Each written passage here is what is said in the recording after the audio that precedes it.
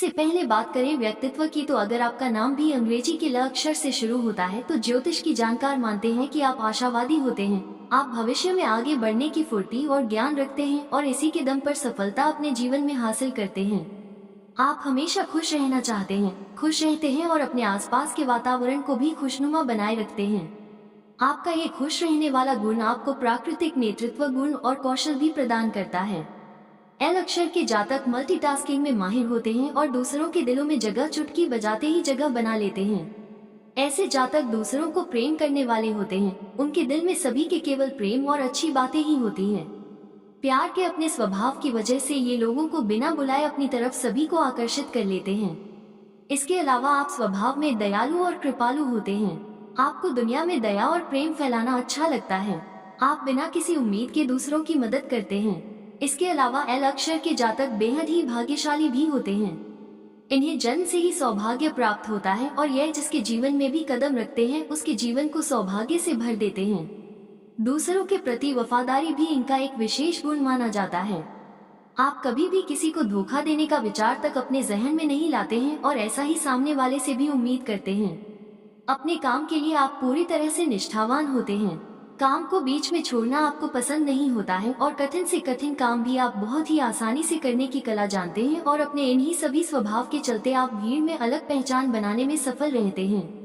व्यक्तित्व की झलक देखने के बाद चलिए अब आगे बढ़ते हैं और जान लेते हैं एल नाम के जातकों का प्रेम जीवन वर्ष 2025 में कैसा रहने वाला है। बात करें आपके प्रेम जीवन की, तो जनवरी से अप्रैल तक का समय आपके लिए सामान्य रहने वाला है।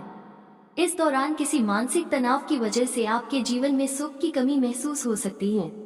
आपके और आपके पार्टनर के बीच बेवजह की बहस और वाद विवाद बढ़ने की आशंका है। ऐसे में आपको विशेष तौर पर इस अवधि में अपने पार्टनर के साथ तालमेल बनाकर रखना, उन्हें समझने की सबसे ज्यादा आवश्यकता पड़ेगी।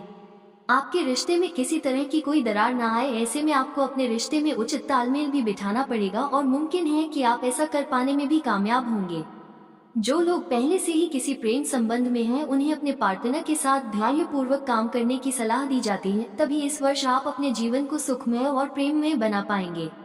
आपको अपने पार्टनर को समझना भी पड़ेगा और अपने दिल की बात उन्हें समझानी भी पड़ेगी। अगर किसी बात को लेकर आप दोनों के बीच झगड़ा हो भी जाता है तो आपको शांत दिमाग से उसे सुलझाना पड़ेगा, तभी आपके जीवन में प्रेम बना रह पाएगा।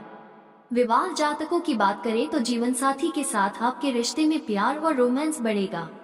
आप अपने जीवन साथी के साथ ऐसी चीज कर पाने में कामयाब होंगे जिसका आप लंबे समय से इंतजार कर रहे थे। इस अवधि में आप अपने पार्टनर के साथ किसी शुभ कार्य में सम्मिलित भी हो सकते हैं, जिससे आपके रिश्ते में और भी ज्यादा मजबूती आएगी। नए प्रेम संबंध को शुरू करने की बात करें तो अप्रैल के बाद का समय इस संदर्भ में अनुकूल रहने वाला है। इस दौरान अगर आप अपना कोई रिश्ता शुरू करते हैं तो इसमें आपको सफलता अवश्य मिलेगी और आप अपने पार्टनर के साथ मजबूत रिश्ते का लुत्फ उठा पाएंगे। इस साल आपके अंदर समझ बढ़ेगी, जिसके दम पर आप अपने रिश्ते में मिठास का अनुभव करेंगे।